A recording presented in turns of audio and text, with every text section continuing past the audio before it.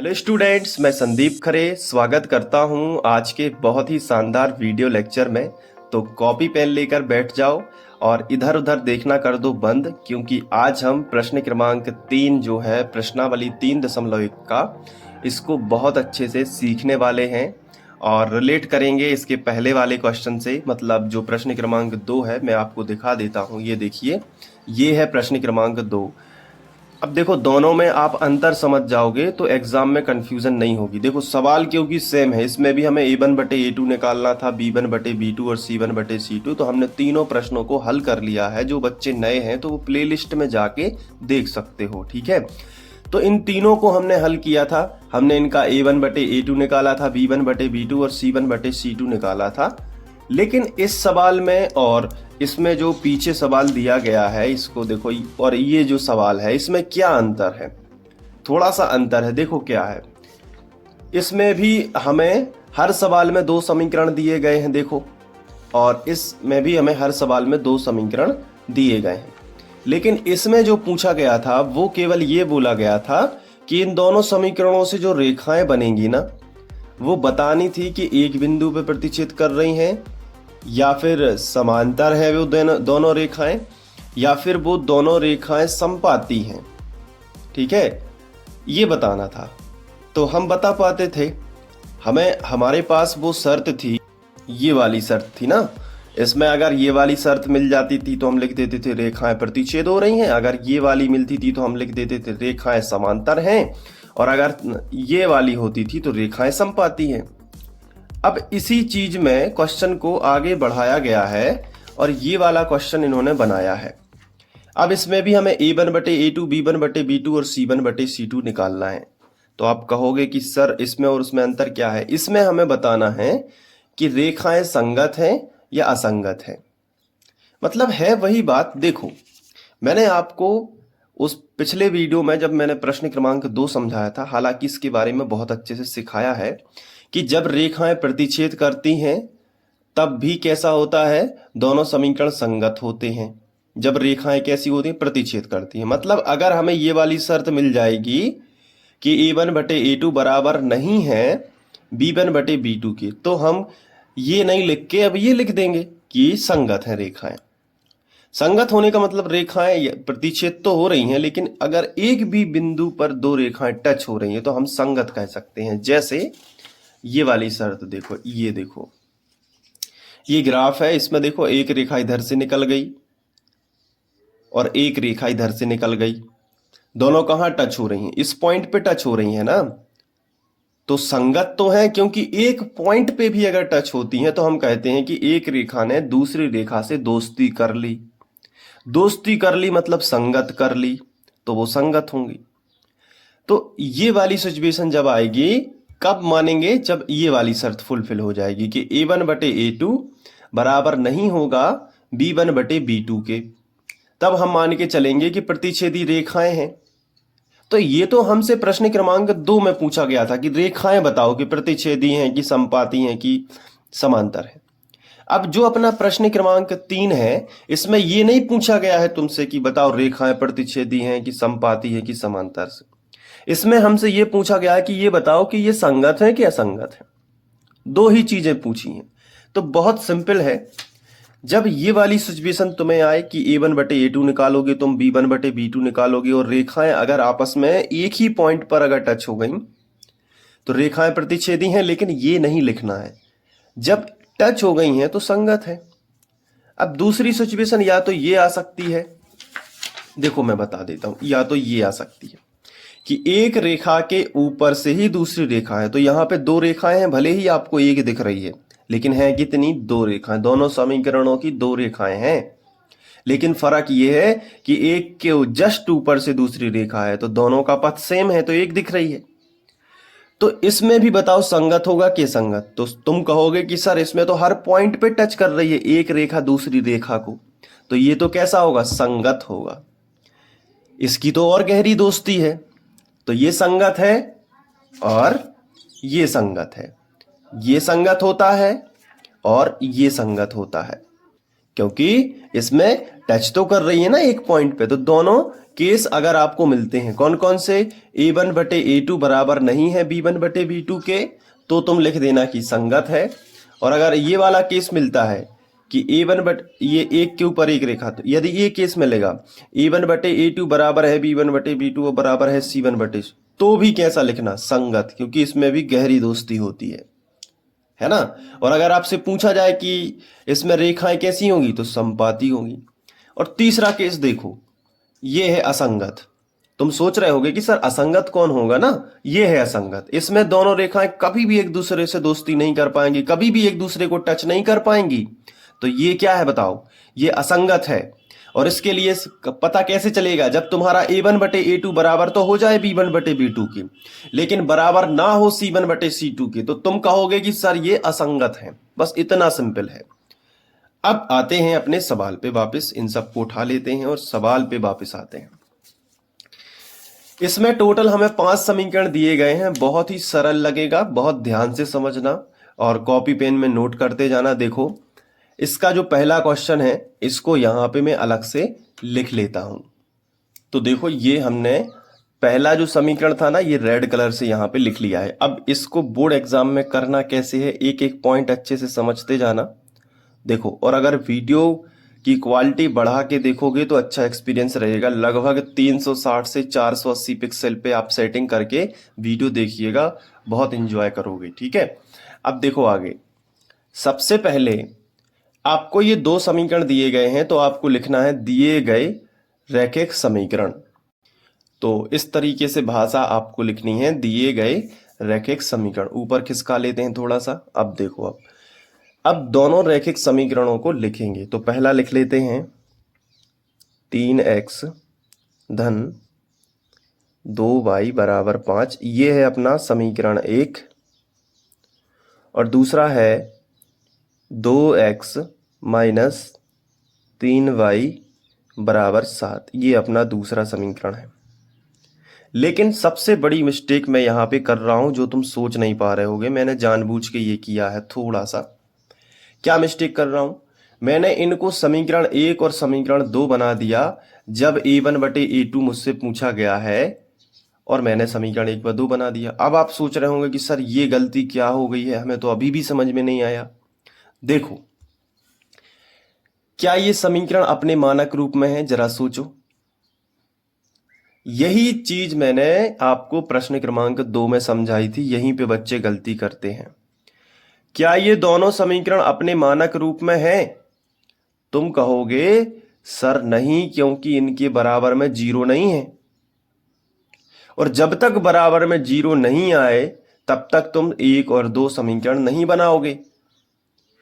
तो अब क्या करना पड़ेगा, देखो, इसके बराबर में, दोनों समीकरण के बराबर में 0 कब आएगा, जब क्या करोगे, इसका पक्षांतर इस तरफ करोगे और इसका पक्षांतर इस तरफ करोगे। तो अभी हम समीकरण 1 और 2 नहीं बना सकते। हम क्या लिखेंगे, नीचे एक लैंग्वेज लिखेंगे कि उपरोक्त समीकरणों को मानक रूप में लिखने पर, उपरोक्त समीकरणों को मानक रूप में लिखने पर, कर लोगे इतना, ठीक है, कोई दिक्कत तो नहीं होगी लिखने पर। देखो कैसे मानक रूप में लिखोगे, ये जो 5 है इसका पक्षांतर बराबर किस तरफ करोगे, तो यहां से लिखना शुरू करो। पहले क्या लिखा है 3x, तो 3x लिख लो। फिर क्या लिखा है प्लस 2y, तो प्लस 2y लिख लो। फिर ये जो धन का 5 है, क्योंकि इसमें कोई भी चिन्ह नहीं लगा है तो ये धन का ही माना जाएगा ना, और धन का 5 इस तरफ आएगा तो माइनस का यानी ऋण का 5 हो जाएगा, और बराबर में क्या बचेगा, 0 बचेगा। अब आप इसे समीकरण 1 बनाओगे, मेरे जैसी गलती नहीं करोगे। आप आ गया समझ में। तो इससे एक बात पता चलती है कि हम a1 a2 और b1 b2 c1 और c2 के मान कब तक नहीं निकाल सकते, जब तक कि हमारा समीकरण मानक रूप में ना लिखा हो। यानी कि हमें मानक रूप में समीकरण को लिखना ही पड़ेगा। उसके बाद हम a1 b1 c1 और a2 b2 c2 के मान निकालेंगे। क्लियर हो गई बात, तो कमेंट में लिखो यस सर। ठीक है, अब देखो दूसरा जो समीकरण है उसको लिखो। क्या है, इधर से लिखना स्टार्ट करो। 2x, फिर क्या है -3y, फिर क्या है बराबर का चिन्ह आ गया ना। तो ये जो इस तरफ जो संख्या आती है इसको धकेल के उस तरफ कर दो कि चलो लाइन में लगो, क्योंकि मानक समीकरण बनना है। तो ये प्लस का 7 उस तरफ चला गया तो माइनस का 7 हो गया। अब आ गया होगा समझ में। और बराबर में क्या हो गया 0, और ये बना तुम्हारा दूसरा समीकरण। ये है अपना पहला समीकरण और ये है तुम्हारा दूसरा समीकरण। अब आया समझ में। अब दोनों समीकरणों की तुलना करेंगे। रैखिक समीकरण जो हमने बताया था, तो लिखेंगे समीकरण 1 व 2 की तुलना। इधर से लिखना स्टार्ट करेंगे। देखो समीकरण 1 व समीकरण 2 की तुलना, समीकरण 2 की तुलना किससे करना है बताओ। तो इनकी जो दोनों की तुलना है वो समीकरण से करते हैं। ये देखो रैखिक समीकरण, रैखिक समीकरण, और ये जो रैखिक समीकरण है वो होता है ax plus b y plus c बराबर 0 तथा करके फिर से लिख लो।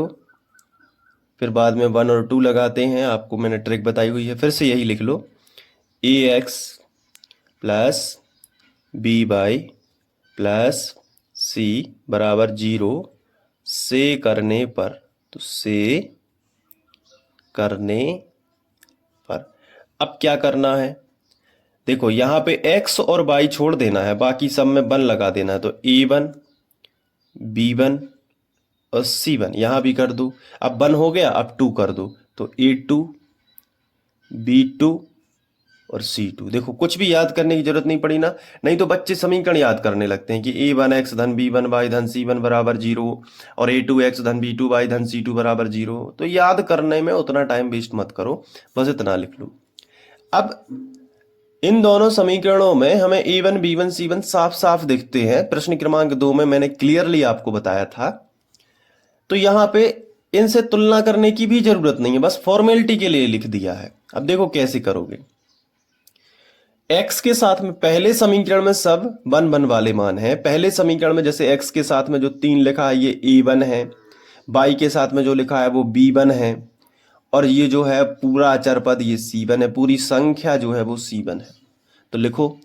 तो a1 कितना है बताओ, 3 है, बहुत बढ़िया। चलो b1 बताओ कितना है, शाबाश, b1 कितना है 2। बोल के बोला करो, जब भी वीडियो देख रहे हो ना तो बोला करो कि हाँ सर ये हो गया। तो ऑफलाइन जैसा ही मैं पढ़ा रहा हूँ, बिल्कुल आराम से। ये समझो कि मैं तुम्हारे पास ही बैठा हूँ, तुम्हें समझा रहा हूँ। बिल्कुल नो, कोई भी टेंशन लेने की जरूरत नहीं है एग्जाम की, बस धीरे धीरे मैथ पढ़ते जाओ। तो c1 बताओ कितना है, फिर देख के बताओ c1। बहुत बढ़िया, -5। अब बताओ a2 बता दो। अब चलो a2 बताओ कितना है, a2 देख पा रहे हो, बहुत बढ़िया 2। b2 बताओ कितना है, b2 कितना है -3, वेरी गुड। c2 कितना है बता दो, c2 अपना है -7। क्लियर। अब इनके अनुपात निकालेंगे, मतलब a1 बटे a2 निकाल लेते हैं, b1 बटे b2 निकाल लेते हैं और c1 बटे c2 निकाल लेते हैं। पहले निकालते हैं a1 बटे a2। तो लिखेंगे a1 बटे a2 बराबर, ठीक है, तो 3 बटे 2 हो जाएगा, 3 बटे 2। क्यों, क्योंकि a1 का मान कितना है 3, तो a1 का मान लिख दिया 3, फिर बटे लगा है तो बटे लगा दिया, फिर a2 का मान कितना है 2, तो a2 का मान रख दिया 2। आ गया समझ में, ठीक है। अब निकालते हैं b1 बटे b2। तो यहाँ पे हम लिख लेते हैं b1 बटे b2 कितना आया बताओ, 2 बटे -3। क्लियर हो गया कि नहीं। अब निकालेंगे, देखो ये दोनों बराबर हैं क्या, बिल्कुल बराबर नहीं है ये, क्योंकि ये है 3 बटे 2 और ये है 2 बटे 3। तो क्या ये बराबर है, आंसर है नहीं। तो जब यही बराबर नहीं है तो आगे बढ़ने की जरूरत नहीं है। यहाँ पे हम लिखेंगे कि आगे नेक्स्ट पेज ले लेते हैं। ये नेक्स्ट पेज हमने ले लिया है, और जो इसके पहले वाला पेज है उसमें देखो e1 बटे a2 मतलब 3/2 बराबर नहीं था 2/-3 के। तो यहाँ पे हम लिख लेते हैं कि यहाँ 3/2 बराबर नहीं है -2/3 के। मतलब माइनस जो है वो नीचे लगा था, इधर देखो वो नीचे लगा था ना माइनस, इसको हमने ऊपर कर लिया, कोई दिक्कत नहीं है।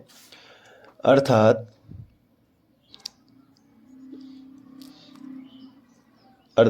A1/A2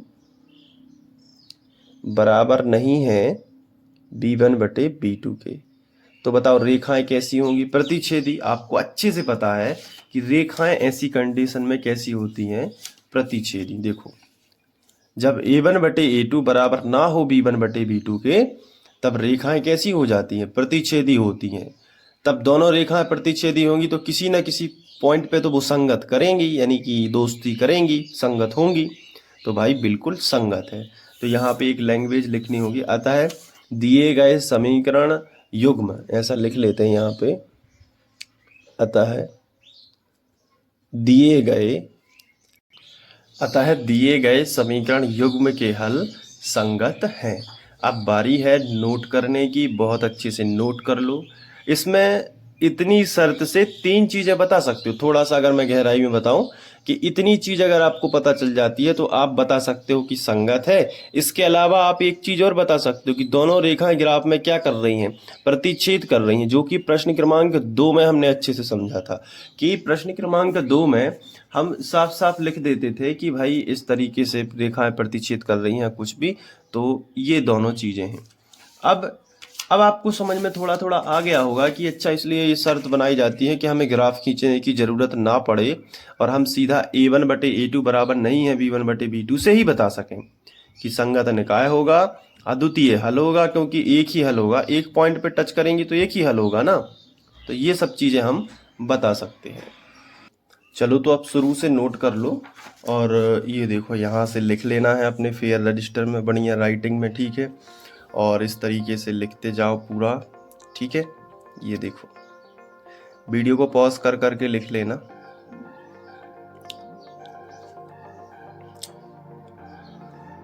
तो आई होप आपको वीडियो पसंद आया होगा। पसंद आया है तो एक लाइक ज़रूर कर देना। अपने संदीप सर को सपोर्ट करना, क्योंकि आप जितना सपोर्ट करोगे उतना ही मैं आगे जाऊंगा और आप लोगों के लिए अच्छा अच्छा कंटेंट बना के लेके आऊँगा, ठीक है। तो पढ़ने का तरीका सिंपल है और मज़ा आएगा, क्योंकि ये सेल्फ स्टडी है, कम टाइम में काफ़ी कुछ सीख सकते हैं। तो मैं पहली बार अभी पढ़ा रहा हूँ तो इसलिए डिटेल में पढ़ा रहा हूँ। और 1 शॉट इनके आएंगे तो 1 शॉट पे भी नज़र मान लेना रिवीजन के लिए, परीक्षा के पहले। 1 शॉट में अपन ज़्यादा डिटेल में नहीं जाएंगे, बाकी चीज़ों को करेंगे। तो मिलते हैं नेक्स्ट वीडियो लेक्चर में, तब तक के लिए बाय, थैंक यू। दूसरा क्वेश्चन करेंगे नेक्स्ट वीडियो लेक्चर में, ठीक है। कौन सा क्वेश्चन करेंगे? ये वाला, ठीक है, ये वाला करते हैं। प्लेलिस्ट को फॉलो जरूर करना, डिस्क्रिप्शन में लिंक दी गई है या फिर एंड स्क्रीन पे यहाँ पे दिखेगी, उसको फॉलो कर लेना, ठीक है। बाय।